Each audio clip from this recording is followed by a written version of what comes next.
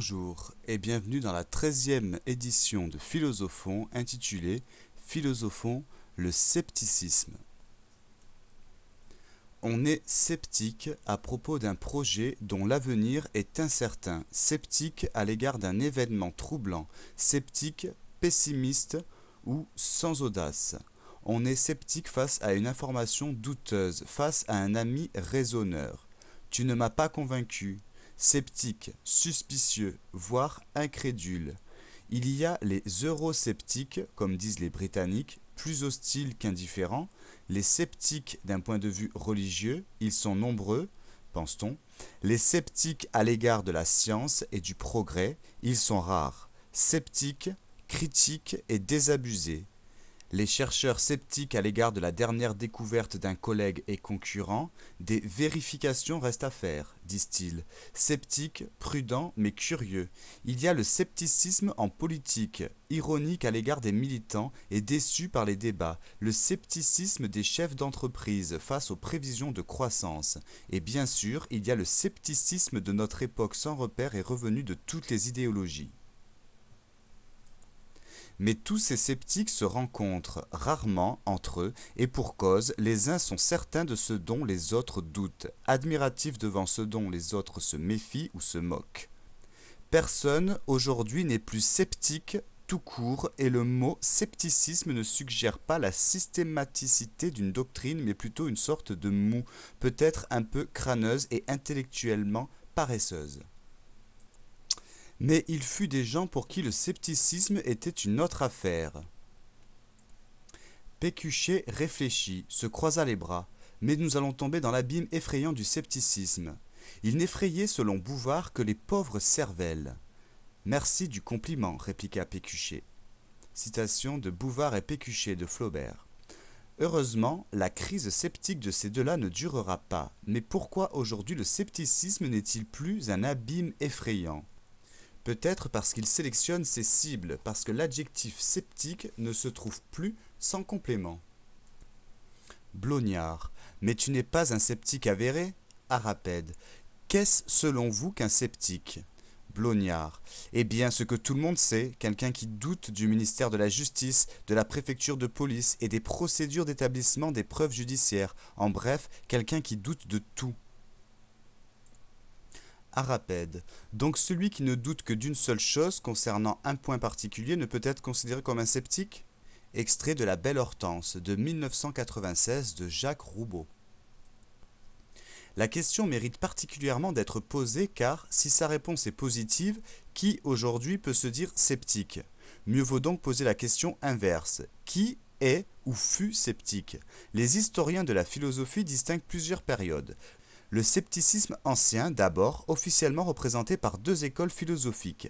Les académiciens à partir d'Arcésilas et les pyrrhoniens, c'est-à-dire les héritiers de Pyrrhon d'Hélice, disséminés sur plus de 6 siècles. En ce qui concerne l'époque moderne, une crise pyrrhonienne commence au XVIe siècle avec la Réforme. Cette crise scientifique et religieuse qui vit se répandre le fidéisme sceptique fut suivie à partir de Descartes par la naissance d'un nouveau scepticisme strictement philosophique, dont on discute encore aujourd'hui. La principale différence entre ce scepticisme moderne et le scepticisme ancien a trait à leurs cibles respectives. Les sceptiques modernes mettent en question la certitude de toutes nos connaissances et montrent que la plupart de nos évidences n'ont aucun fondement rationnel, en particulier notre croyance à l'existence du monde extérieur. Donnez-nous une preuve de l'existence des corps. Tel est le défi qu'ils lanceraient aux autres philosophes. En un sens, les sceptiques anciens vont moins loin. Ils n'ont jamais vraiment émis l'hypothèse du solipsisme selon laquelle seul notre propre esprit existe.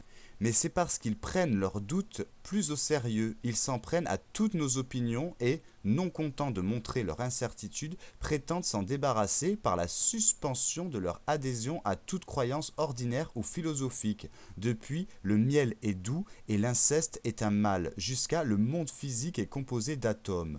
Alors que les modernes ne mettent pas en cause notre pratique quotidienne, mais seulement ses justifications, les anciens sceptiques proposaient un mode de vie, une éthique en accord avec leur philosophie. À première vue, on se permettra d'être sceptique à l'égard du scepticisme de ces sages grecs. Vivre sans aucune opinion, voilà un projet que très peu de philosophes ont dû mener à bien. Or, sur ce point, on risque d'être surpris. Il existe en effet un grand nombre de sceptiques anciens déclarés. Pyrrhon, Arcésilas, Timon, Carnéade, Clitomaque, Énésidème, Sextus Empiricus, sans compter tous leurs maîtres ou disciples inconnus et ceux qui les ont plus ou moins suivis à l'époque moderne, comme Montaigne, la Motte, le Veillé ou Gassendi. En ce qui concerne le scepticisme moderne, il n'en va pas de même. Si l'on suit ce qui s'est dit dans la communauté philosophique depuis 3 siècles, les sceptiques seraient légion et se recruteraient parmi les grands philosophes Descartes, Malebranche, Berkeley, Hume, Kant, Wittgenstein ont tous été accusés d'être sceptiques. Mais si on lit ces philosophes, on constate avec surprise qu'ils affirment tous, à l'exception peut-être de Hume, lutter contre le scepticisme. Même Berkeley, dont tout le monde croit savoir qu'il a eu l'idée ridicule de nier l'existence de la matière, se fait le champion de la réfutation des sceptiques. Alors que les anciens pratiquaient leur scepticisme en réfutant tous les autres philosophes, qu'ils désignaient sous le nom de dogmatiques. Le scepticisme moderne se définit plutôt comme la philosophie qui a été réfutée par tous les philosophes modernes ou presque et défendue par aucun. Ainsi, comme la sophistique selon Barbara Cassin, le scepticisme est à la fois un fait d'histoire intellectuelle et un effet de structure, extrait de l'effet sophistique, c'est-à-dire à la fois un courant de pensée que l'on peut rattacher au nom de quelques philosophes grecs et un spectre avec lequel on joue à se faire peur, une accusation, voire une insulte philosophique, une doctrine qui sert à désigner une des modalités possibles d'une non-philosophée. Mais à ces deux points de vue historiques et dogmatiques devra s'ajouter un point de vue qui cherche à identifier les principes d'une image sceptique de la pensée qui semble se manifester à toutes les époques dans des doctrines différentes, souvent aussi opposées que le fidéisme et l'arthéisme, l'idéalisme et le positivisme, en un sens tous sceptiques. Après cette introduction, nous pouvons déjà présenter notre seconde partie consacrée au scepticisme. Nous traiterons tout d'abord de la situation historique en présentant quelques auteurs, puis nous aborderons les grands thèmes du scepticisme et enfin, nous ferons un relevé de quelques citations qui toucheront à la fois le scepticisme et l'épicurisme. Situation historique et présentation générale de quelques auteurs. Pyrrhon, Sextus Empiricus et Montaigne. Le terme sceptique, du grec skepsis, examen, désigne dans l'Antiquité l'école de Pyrrhon, IVe siècle avant Jésus-Christ, mais il convient de distinguer deux étapes successives dans ce qu'on a nommé le scepticisme, doctrine selon laquelle l'esprit humain est incapable de rien connaître avec certitude. Le premier scepticisme est dirigé contre Platon, le second contre les stoïciens. Le pyrrhonisme, proprement dit, scepticisme de Pyrrhon. Vers 365-275 avant Jésus-Christ et de Timon 320-230 avant Jésus-Christ. Il correspond au refus de l'idée platonicienne de réalité intelligible censée résoudre le problème du relativisme soulevé par les sophistes au sujet de la perception sensible. On concevait alors celle-ci comme phénomène au sens de ce qui apparaît lors de la rencontre entre ce qui vient des sens et ce qui vient de l'objet. Pour les sophistes, la nature réelle des objets échappe à la connaissance. Pyrrhon et Timon refusent la solution des essences des noumènes platoniciens, du grec nouménon, la chose pensée. Ils affirment comme les sophistes que seul le phénomène est le critère et que tout est relatif. Ils proposent de pratiquer l'époché, abstention de tout jugement, refus d'exercer son entendement, décision de garder son âme inactive et de s'en tenir à ses évidences personnelles. Il est injuste d'accuser ces premiers pyrrhoniens de nihilisme. Ils n'affirment pas que la vérité est introuvable, mais seulement que toute chose, étant indifférente, se valent. Ce qu'ils recherchent n'est pas la vérité théorique, mais l'ataraxie, la paix de l'âme en matière d'opinion, et la métriopathie, équilibre et mesure des passions en matière de nécessité. Pyrrhon d'Hélice, 365-275 avant Jésus-Christ, fondateur de l'école sceptique, avait participé à la campagne d'Alexandre en Asie, où il avait pu observer les sages hindous, la secte des gymnosophistes, ascètes contemplatifs qui vivaient nus.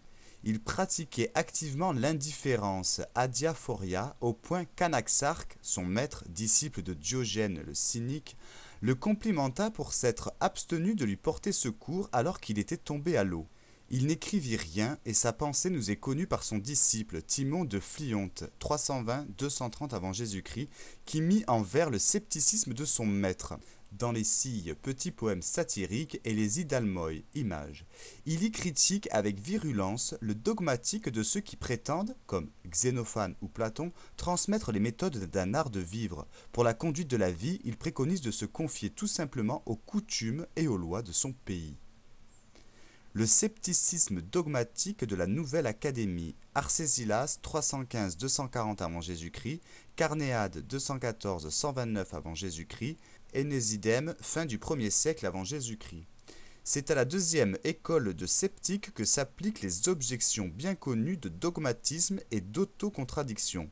Les tenants du second pyrrhonisme s'intéressent à la vérité comme telle et leur critique est dirigée contre la théorie dite de la représentation compréhensive, par laquelle les stoïciens, comme Chrysippe, pensaient avoir trouvé la théorie empiriste de la perception apte à rivaliser dans l'antiplatonisme avec le pyrrhonisme. Ils expliquent la perception par la fantasia, action de l'imagination perceptive censée produire une image correcte de l'objet qui a impressionné les sens. Les nouveaux sceptiques refusent de faire de la représentation compréhensive un critère valable de connaissance. Comment vérifier, demande Énésidème, que l'imagination a saisi la vérité des choses ? Toute affirmation dogmatique d'ordre nouménal est en fait incertaine, étant dérivée de phénomènes relatifs. La philosophie sceptique, proprement dite, se constitue en mettant au point des corpus d'arguments, arsenal de lutte antidogmatique, les 10 modes d'Énésidème, relativisme des phénomènes, les 5 modes d'Agrippa, contradiction de l'entendement nouménal. Ce qui n'était qu'abstention chez Pyrrhon se transforme en véritable suspension, visant à interdire à l'entendement de suivre sa pente dogmatique.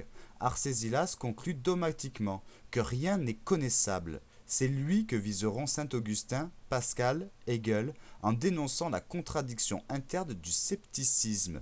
Carnéade, plus nuancé, admet des degrés de probabilité dans la vérité, notamment en morale. Sextus Empiricus était un médecin grec qui donna au scepticisme une orientation empirique dans l'esprit de nos méthodes modernes d'observation et dont Hume tirera enseignement. Outre les arguments de l'ancien scepticisme concernant l'impossibilité d'un critère de vérité, Sextus montrait l'impossibilité d'établir des relations objectives entre les phénomènes. La critique de la notion de cause était reliée à une réflexion sur l'action de la cause dans le temps. Cette perspective consistait en un phénoménicisme. Il garde la distinction ontologique entre l'être des choses et leur paraître, admet l'existence de l'objet. Pyrrhon en doutait, mais pose que le sujet ne connaît rien de plus que ce qui lui apparaît des phénomènes. Une perspective éthique n'était pas absente. Sextus préconisait un mode de vie empirique, tenant compte des leçons de l'expérience. Il ne s'agissait pas d'un indifférentisme, une hiérarchie était reconnue entre les conduites.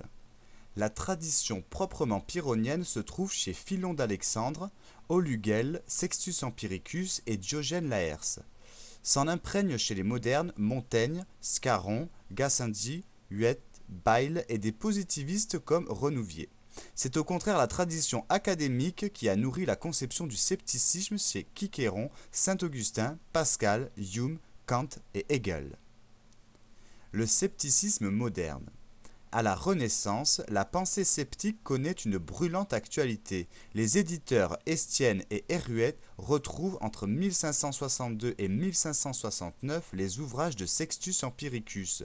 La sagesse sceptique, sa réserve, son attachement, par-delà le relativisme, à des valeurs de lucidité, d'antidogmativisme, pouvait passer alors, comme elle le fit aux yeux de Montaigne, pour une antidote aux thèmes dogmatiques dont théologiens, hommes politiques et philosophes alimentaient les guerres civiles et religieuses. Le XVIe siècle fut traversé d'un grand courant de scepticisme qui trouvait dans l'inspiration de Sextus Empiricus une école d'humilité parfaitement compatible avec la foi chrétienne, favorisant le retour à la vraie religion, par-delà les vaines disputes des philosophes. Au XVIIe siècle, l'objection sceptique gardera sa vigueur pour ébranler les idées de vérité et d'autorité contre le savoir et les méthodes aristotéliciens de l'université et la toute-puissance des dogmes religieux. Les libertins érudits de la Motte-le-Vayer se réfèrent à Pyrrhon et Montaigne pour défendre Copernic et Galilée, dont on condamne les théories scientifiques nouvelles au nom de savoirs dogmatiques figés au service de puissances temporelles. Si pour Pascal le pyrrhonisme est le vrai, c'est en tant qu'il pousse la raison à s'humilier et sert ainsi d'auxiliaire à la foi. Le scepticisme ne cessera de s'affiner. Ainsi, Hume, revendiquant un scepticisme mitigé, refuse le modèle de Pyrrhon pour donner un statut au scepticisme dans la théorie de la connaissance. Il reprend de la tradition sceptique la probabilité, l'accent mis sur le rôle de l'habitude contingente dans la constitution de nos pensées, connexions établies entre les phénomènes par association. Chez Hume, le scepticisme correspond à la création d'une tradition nouvelle, critique et rationalisme, comme il le dit dans Enquête sur l'entendement humain. Kant disait, au contraire du scepticisme grec, outré, c'est un scepticisme mitigé, purement académique, un pyrrhonisme corrigé par le sens commun. C'est un scepticisme de méthode, plus proche à certains égards d'un doute méthodique que du scepticisme grec. Il ne s'agit pas de fonder une sagesse, mais de tracer des limites à la connaissance. La philosophie analytique anglo-saxonne, Russell, Wittgenstein, reprendra cette perspective, demandant à l'analyse logique du langage de purifier notre connaissance commune. Michel Eychem de Montaigne, 1533-1592. Il appartient à Montaigne d'avoir, dans la meilleure tradition de l'humanisme de la Renaissance, remonté aux racines mêmes de la pensée occidentale en redécouvrant la sagesse païenne de l'Antiquité, tout en inaugurant une ère nouvelle dans l'histoire de la philosophie, en instaurant, sans esprit de système, un nouveau rapport au savoir et à l'homme. Émancipant la philosophie de la tutelle de la théologie, exigeant le doute en méthode de pensée, affirmant l'autonomie du jugement, faisant désormais porter l'attention sur l'importance de la subjectivité, il annonce les philosophies du sujet et sa lecture inspirera Descartes, Pascal, Rousseau et tant d'autres. Il assigne à la philosophie une finalité essentiellement existentielle. Si la raison se nie dans sa fonction spéculative, elle se reconnaît désormais chez Montaigne une fonction pratique, celle de fixer les finalités de l'existence.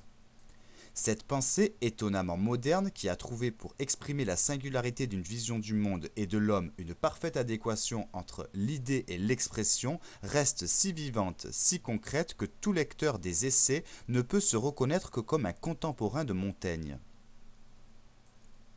Après avoir généralement présenté quelques auteurs ainsi que les différentes situations historiques du scepticisme, nous vous proposons d'analyser trois grands thèmes du scepticisme: l'épopée, les formules sceptiques et l'argumentation des sceptiques.